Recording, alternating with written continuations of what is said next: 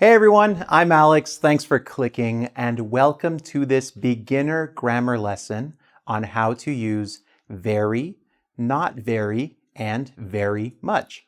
Even if you are an intermediate or perhaps an advanced student, I imagine there will be some grammar in this video that will still be useful or perhaps even new to you. So let's start with the easiest of all. This is to give intensity, right? To emphasize or make something more intense.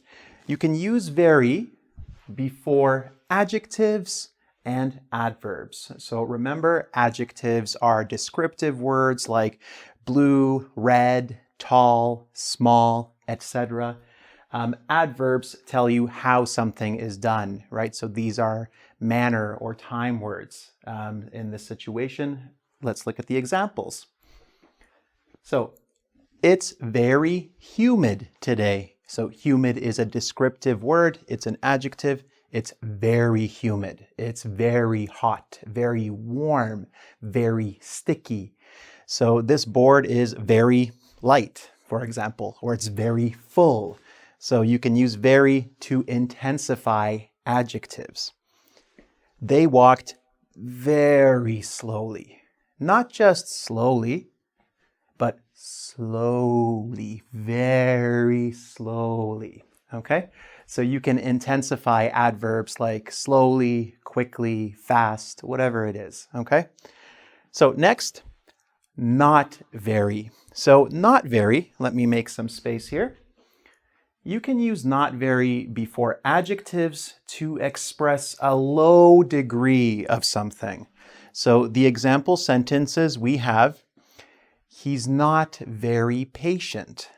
If you are talking about a colleague, a friend, a family member, this is a negative quality, and you say, he's not very patient. This means he is not patient. Next, she's not very serious.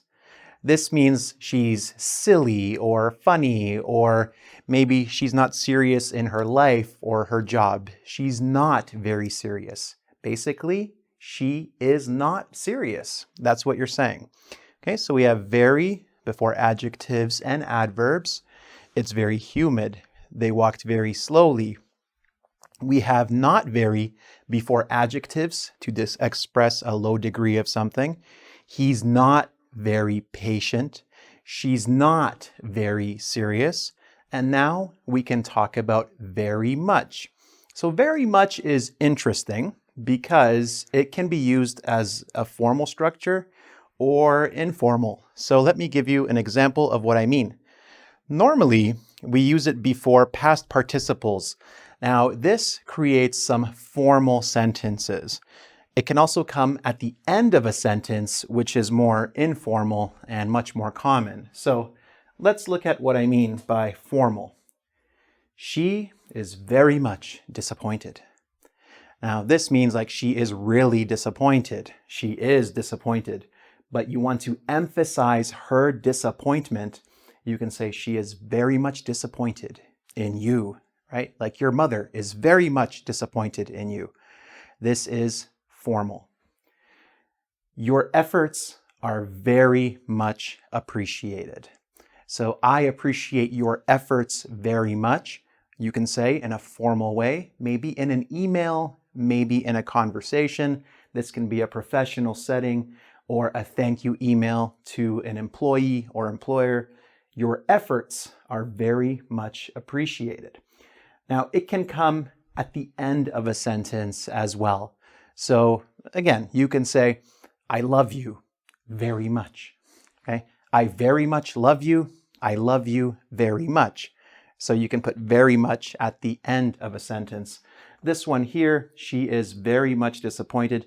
She is disappointed very much. So very much disappointed is, I would say, a little more common in its formal structure than what I said. Very much continued. You can also use, excuse me. All right.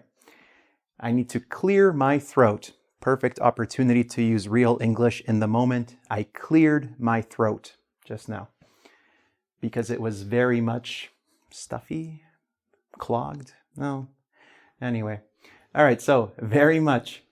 You can use it before nouns or adjectives. So we don't have very much time.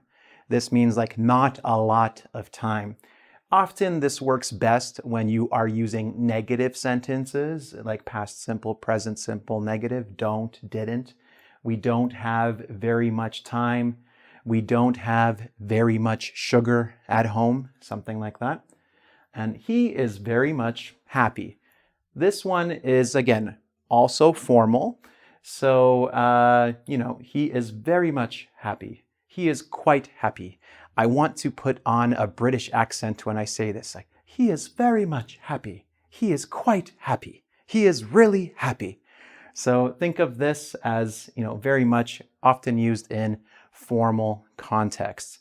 If you put it before an adjective, if you put it before a past participle, like, disappointed, appreciated, and if you put it at the end of a sentence, it's more informal, like, I love you very much. All right. If you want to test your understanding of very, not very, and very much, as always, you can go to engVid, you can do the quiz. I will have 10 questions there for you. Let me know what score you got after you do the quiz, and let me know if you have any questions. Don't forget also to subscribe to my YouTube channel, turn on the notifications, like the video, share it with your friends, with your family, with your enemies. Sure, why not? Anyone, right? Everyone. Share it with everyone you know.